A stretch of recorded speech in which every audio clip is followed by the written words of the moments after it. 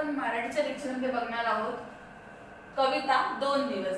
जे कवी आहेत नारायण गंगाराम सुर्वे, त्यांचा जो जन्म होता तो 1926 मध्ये झाला होता आणि त्यांचा मृत्यू 2010 मध्ये झाला. तर नारायण गंगाराम सुर्वे जे होते त्यांचा जन्म मुंबईतच झाला होता आणि ते आता अनाथ म्हणून वाढले. कारण जेव्हा त्यांचा जन्म झाला तेव्हा जन्मदात्रीने म्हणजे ज्या बाईने त्यांना जन्म दिला, ज्या आईने त्यांना जन्म दिला, ती त्यांना सोडून टाकले, म्हणजे वाड्यात टाकून दिले. अर्भक असताना एकदम लहान असताना ते त्यांना टाकून दिले. तेव्हा एका मुंबईच्या इंडियन वुलन मिल मध्ये काम करणाऱ्या दाम्पत्य म्हणजे नवरा बायको असतात, त्यांना दाम्पत्य म्हणतात. तर दाम्पत्याने त्यांना दत्तक घेतले. तर त्यांचं नाव होतं गंगाराम काशीजी सुर्वे आणि त्यांच्या पत्नीचं नाव होतं काशीबाई.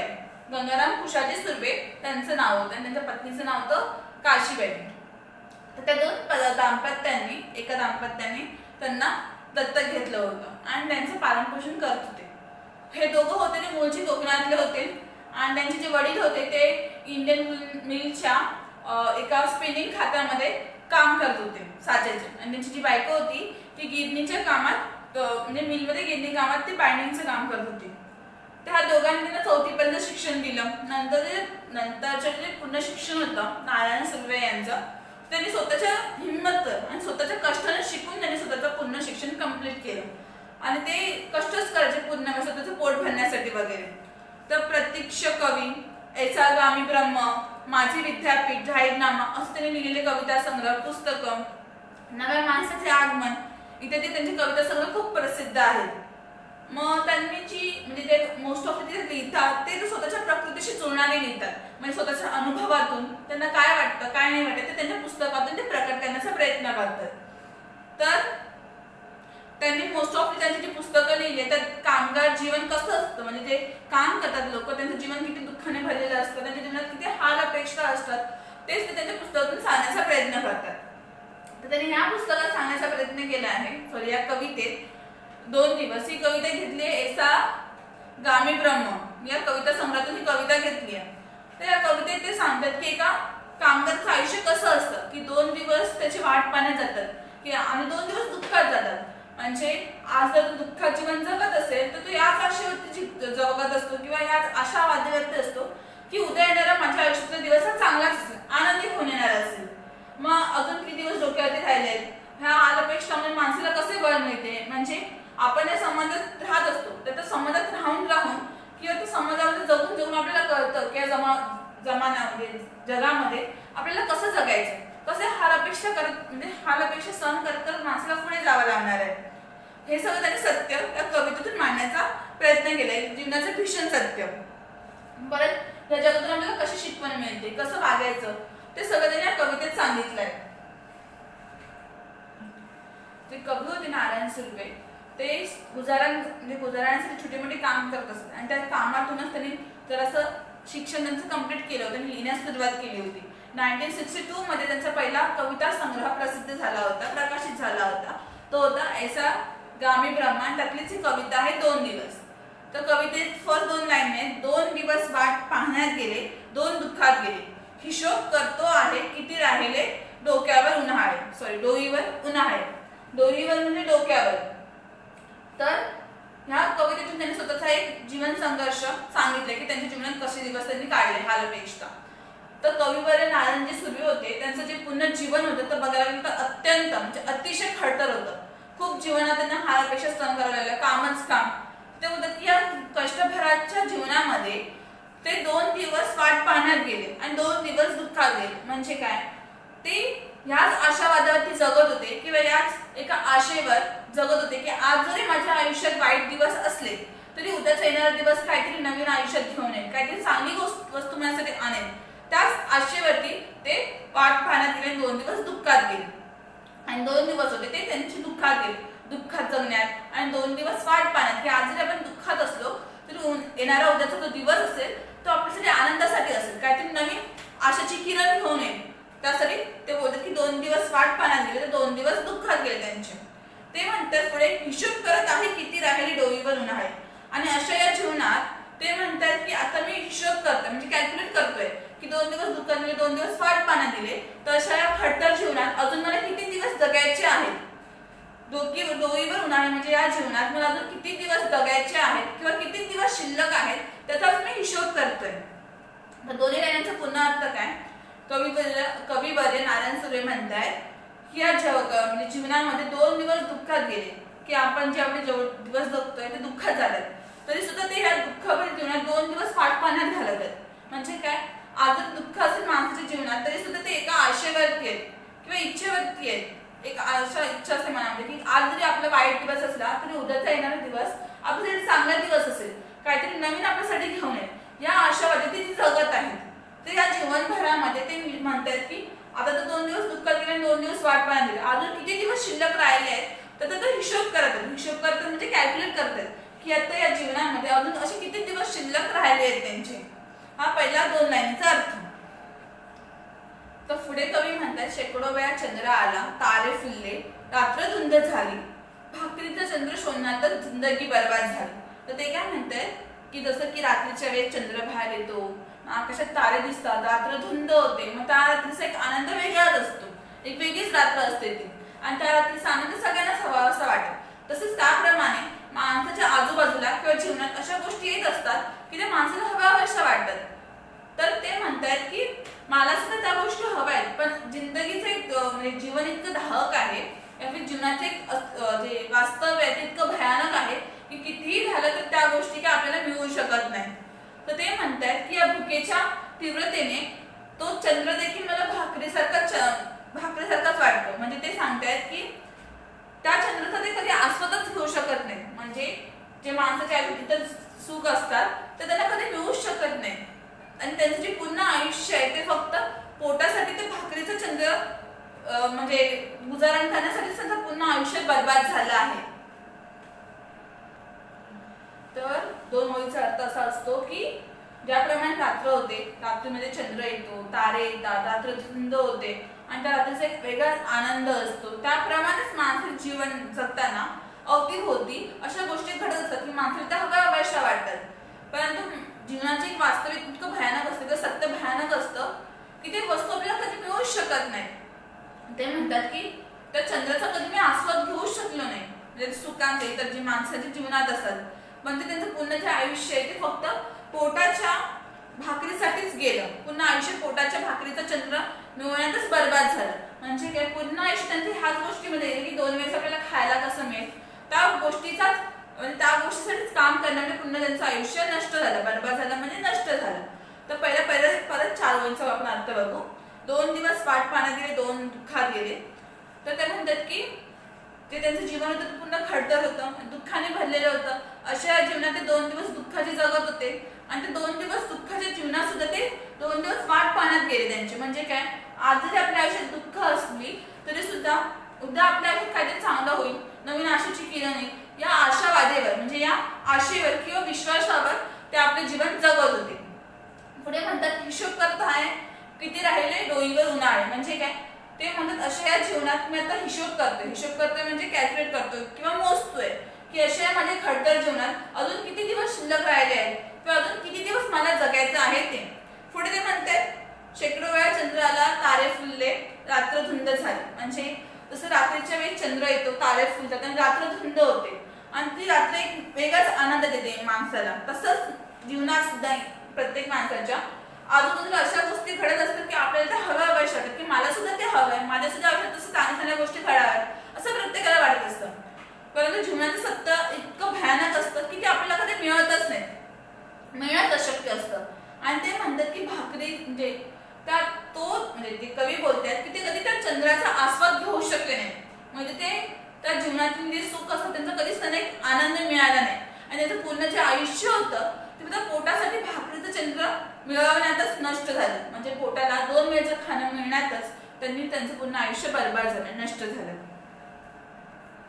तो पुढचा पॅरा आहे, हे हात माझे सर्वस्व दारिद्र्याकडे घाणच राहिले, कधी माना उंचावलेले, कधी कलम झालेले पाहिले. कलम झालेले म्हणजे छाटले जाणे, कलम झाले म्हणजे छाटले जाणे म्हणजे कापणे, कट करणे, तर म्हणतात छाटणे, कट करणे. ओके. तर ते म्हणतात हे हात माझे सर्वस्व दारिद्र्याकडे घाणच राहिले. कवी म्हणतात ते त्यांचे हात आहेत ते सर्वस्व आहे आणि आपण आपल्या हाताचा उपयोग करून काही ना काही करू शकतो, नवीन नवीन नवीन गोष्टी निर्माण करू शकतो, खूप काही गोष्टींसाठी हाताचा उपयोग होतो. ते म्हणतात की माझे जे हात आहेत ते नेहमी दारिद्र्याकडे गहाणच राहिले, म्हणजे त्यांचे जे हात आहेत ते नेहमी गरिबीतच अडकून राहिले. 2 वेळचे जीवन मिळवण्यातच किंवा गुजार बसरा करण्यातच त्यांचं पूर्ण आयुष्य नष्ट झालं आणि ते काहाल अपेक्षा त्याच त्यांच्या जीवनात होत्या, काम करण्यातच त्यांचं पूर्ण जीवन गेलं. तर म्हणजे ते कधी कधी जे हे दारिद्र्यभर जीवन होतं त्या जीवनात सुद्धा कधी कधी त्यांच्या मनात वाटावं की आपण काहीतरी नवीन करावं, नवीन करण्याची काहीतरी इच्छा मनात जागृत होत होती. पण जेव्हा ते आजूबाजूचे वास्तव बघायचे, भीषण परिस्थिती त्यांची की खायला काय नाहीये, कसं होणार आपलं, म्हणजे आजूबाजूचं जेव्हा वास्तविक जीवन बघायचे तेव्हा त्यांना कळायचं की आपण कितीही प्रयत्न केले तरी आपले पंख छाटले जाणार आहेत, म्हणजे आपली इच्छा आहे ते छाटले जाणार आहेत, छाटले जाणार म्हणजे कापले जाणार आहेत. तर आजूबाजूचे जे वातावरण होतं त्याच्यामध्ये त्यांची जी आशा आणि जी उमेद होती ती सगळी संपून जायची, कारण त्यांची परिस्थितीच तशी नव्हती की ते काहीतरी करू शकतील स्वतःच्या बळावरती किंवा हिमतीवरती. तर ते म्हणतायत की होते हात माझे सर्वस्व, म्हणजे त्यांचे हा सर्वस्व होते त्यांच्यासाठी काही ते त्यांच्या हाताने निमित्त करू शकत होते, काहीतरी करण्याची इच्छा होती मनात, पण त्यांचे हात होते ते नेहमी दारिद्र्यातच घाण राहिले, म्हणजे गरिबीतच अडकून राहिलेले त्यांचे हात. 2 वेळेचा खायला किंवा कमवायला त्यांना पूर्ण दिवस काम करायला लागायचं, म्हणजे पूर्ण दिवस त्यांचं कष्टात जायचं, हात म्हणजे हातानेच कष्ट करायचे, पुन्हा कष्टातच दिवस जायचं. त्या कष्टभरीत दारिद्र्यभरीत जीवनात सुद्धा त्यांना असं कधी कधी वाटायचं मनामध्ये की आपण सुद्धा काहीतरी नवीन म्हणजे नवीन काहीतरी करण्याचा प्रयत्न करावा किंवा काहीतरी दुसरं काहीतरी जीवनात करून बघावं. पण जेव्हा वास्तविक परिस्थिती बघायची, ऍक्च्युअल परिस्थिती, तेव्हा त्यांच्या ज्या सगळ्या इच्छा होत्या त्या छाटल्या जायच्या, म्हणजे इच्छा सगळ्या कापल्या जायच्या, त्या आशा होत्या किंवा उमेद होती मनामध्ये एक नवीन करण्याची काहीतरी इच्छा, ते सगळं संपून जायच्या. कारण त्यांचं जीवनच तसं होतं की त्यांना 2 वेळेचं मुश्किलने खायला मिळायचं, तर ते नवीन गोष्टी कशा करू शकणार आयुष्यात. तर आपण काही नवीन जरी करायला गेलो कुठचीही गोष्ट, फायनान्स पाहिजे, सपोर्ट पाहिजे, तो सपोर्टच जीवनामध्ये नसणार तर आपण कसं काय करू शकतो. मग ते बोलतात की माझी जी आजूबाजूची परिस्थिती होती, ना फायनान्स ना सपोर्ट, त्या सगळ्या परिस्थितीमुळे त्यांचे जी स्वप्न होती ती सगळी छाटली गेली, सगळी नष्ट झाली स्वप्न. पुढे कवी म्हणतात हर घडी अश्रू वाळवले नाही, पण असेही क्षण आले तेव्हा अश्रूच मित्र होऊन सायास धावून आले. सायास म्हणजे मदतीस, लिहिलं नाही, सायास म्हणजे मदतीस, म्हणजे काय, हर घडी म्हणजे प्रत्येक वेळी. तर ते म्हणतात की त्यांचं जे पूर्ण आयुष्य होते ते संघर्षमय होते, पूर्ण जे जीवन ते खड्डं गेलं, दुःख आणि खूप सारे काम आणि कसं तरी जीवन जगायचं 2 वेळेचं खाऊन, असं त्यांचं पूर्ण ते आयुष्य होतं. ते त्यांचं आयुष्य म्हणजे परिस्थिती त्यांची तशी होती.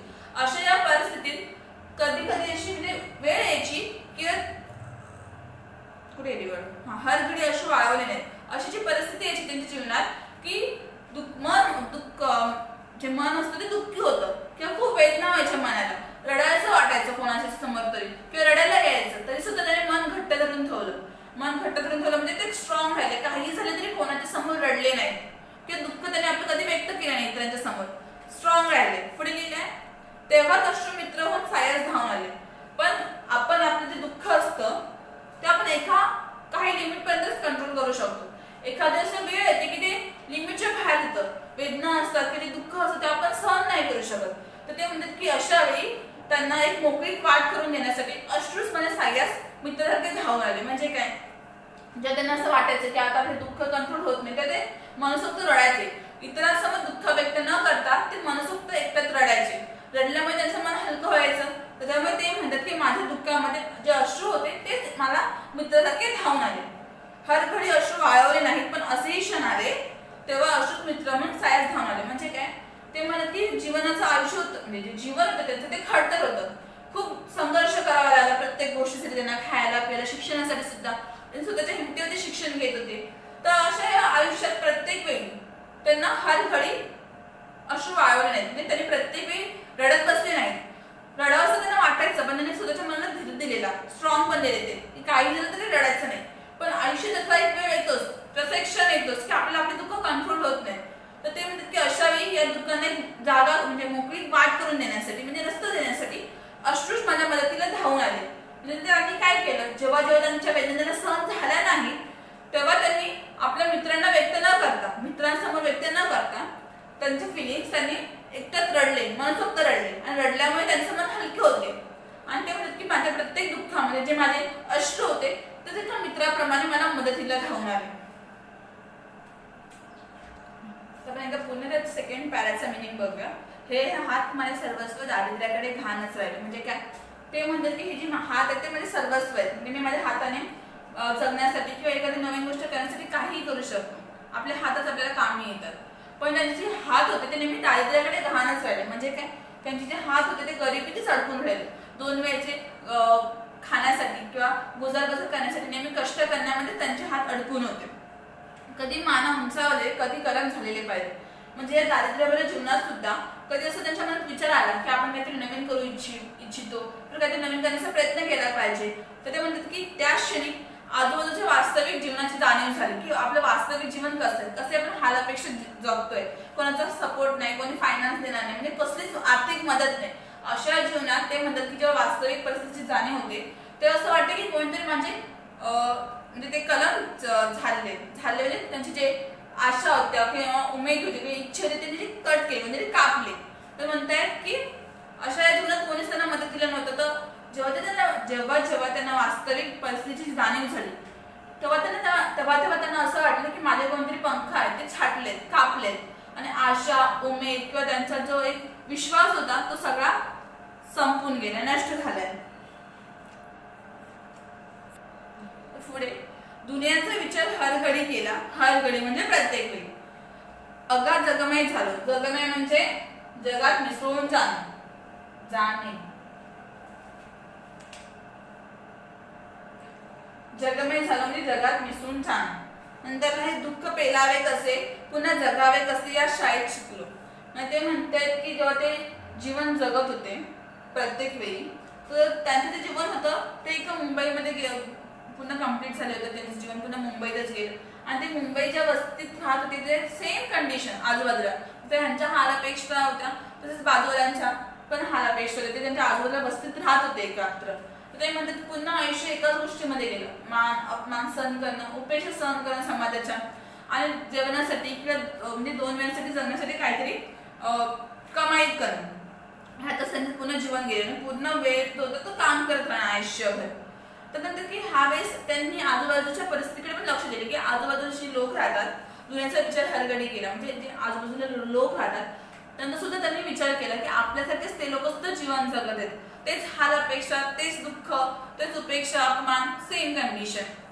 अगा जगमय झालो आणि तेच म्हणजे म्हणतायत की ह्या दुनियेमध्येच अपमान, दुःख सुख सहन करून किंवा उपेक्षा सहन करून एखाद्याचा टॉन्ट सहन करून म्हणजे चेष्टा करत त्या सगळ्या गोष्टींनीच ते म्हणजे त्या सवयीमध्ये ते या जगामध्ये जगमय झाले. या जगामध्ये किंवा जीवन जगण्याच्या एका परिस्थितीशी ते मिसळून गेले की जीवन जगायचं तरी कसं, दुःख पेलावे कसे पुन्हा जगावे कसे या शाळेतच शिकलो. ते म्हणतात की जीवन जे आहे एक शाळेप्रमाणे असतं आणि शाळेनेच मला शिकवलं की दुःख पेलावे कसे म्हणजे दुःखाला कसे सहन करावे पुन्हा जगावे कसे आणि दुःखावरती मात करून आपण नव्याने कसे जगावे किंवा हसत हसत जगाकडे कसं बघावे ह्या सगळ्या ज्या गोष्टी होत्या तर त्यांनी या शाळेकडूनच शिकल्या. म्हणजे काय या शाळेनेच त्यांना दुःख दिली आणि या शाळेनेच त्यांना दुःखावरती मात करून जगायचे कसे, हसायचे कसे आणि परत एका नवीन आशेने जीवनाकडे बघायचे कसे हे त्यांना या शाळेनेच शिकवलं. तर लास्ट लाईन्स आहेत. झोत बट्टी शेकावे पोलाद तसे आयुष्य छान शेकले. 2 दिवस वाट पाण्यात गेले 2 दुःखात गेले. झोतपट्टी म्हणजे ज्या भट्टीमध्ये पोलाद किंवा लोखंड किंवा लोहार ते टाकतात त्यांना वितळवण्यासाठी आणि त्याच्यापासून नवीन एक वस्तू बनवण्यासाठी त्यांना खूप तप्त आगीमध्ये वितळवलं जातं. तसंच ते म्हणतात की माझं जे आयुष्य होतं ते अपार काबाड कष्टाने म्हणजे खूप साऱ्या कष्टाने भरलेलं होतं. जीवन जे होतं ते सगळं जे गेलं ते संघर्ष करण्यातच गेलं परिस्थिती कष्टांशी. तर ते म्हणतात की या जीवनातून जसे एका भट्टीमध्ये पोलादाचे तप्त केले जाते, तापवले जाते तसे माझं जीवन म्हणजे जे त्यांचं आयुष्य आहे ते या जीवनामध्ये पूर्णपणे म्हणजे शेकून निघालं आहे. जसं ते पोलाद तयार करण्यासाठी आपल्याला वितळवतो त्याचप्रमाणे ते म्हणतात की माझं जीवन सुद्धा या दुःखातून आणि या जीवनभरच्या काबाड कष्टातून इतकं सामर्थ्य झालंय आणि सिद्ध झालंय हे जीवन पुढे असंच जगण्यासाठी. तर ते म्हणतात माझे 2 दिवस वाट पाण्यात गेले 2 दुःखात गेले. म्हणजे ते तेच बोलतात की त्यांचं जे पूर्ण आयुष्य होतं ते काही दिवस त्यांचे दुःखात गेले आणि काही दिवस ह्याच गोष्टीमध्ये वाट पाण्यात गेले की आज जर दुःखाचे दिवस असले तरी उद्या आपल्या आयुष्यात एक नवीन आशा येईल किंवा नवीन काहीतरी चांगलं होईल, ह्या गोष्टीची वाट पाहण्यामध्येच त्यांचं पुन्हा आयुष्य गेलं. आता परत एकदा थर्ड पॅरा नीट बघू. थर्ड पॅरा, दुनियेचा विचार हरघडी केला. म्हणजे ते काय, त्यांची जशी हाल अपेक्षा होता किंवा त्यांच्या आयुष्यात काबाड कष्ट होतं, तसंच त्यांच्या जे इतर जे चाळीत राहत होते ते परळच्या चाळीत राहायचे. तर त्यांच्या जे चाळीत इतर लोक होते त्यांची सुद्धा सेम कंडिशन होती. तेच हाल अपेक्षा, तेच काबाड कष्ट आणि तेच जीवनाभर संघर्ष करणे. तर ते बोलते की बाकीची परिस्थिती होती तशीच होती. म्हणजे प्रत्येक व्यक्तीचं म्हणजे आजूबाजूच्या लोकांचा विचार करत होते.